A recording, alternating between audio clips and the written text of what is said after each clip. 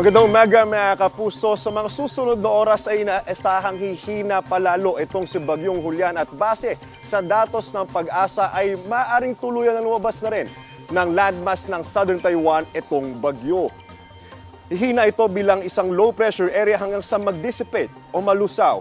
Huling namataan ng sentro ng bagyo sa layong 240 kilometers north-northwest ng Itbay at Batanes. May lakas po yan na 45 kilometers per hour at bugso nga abot sa 75 kilometers per hour. Sa mga oras na ito mga kapuso ay halos hindi na po yan kumikilo. Sa kabila niyan, may tsansa pa rin ng ulan sa bansa base po sa rainfall forecast ng Metro Weather.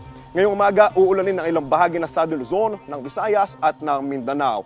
Pagsapit ng hapon, posible rin ang ulan sa iba pang panig ng bansa, kasama po dyan ang Metro Manila. Asahan po natin ang heavy to intense rain sa ilang lugar na maaring magdulot ng baha o kaya naman ng landslide. Paalala mga kapuso, stay safe and stay updated. Ako po si Anjo Pertiera, ang inyong unang Hirit Weather Presenter. Know the weather before you go. Para mark safe lagi, mga kapuso.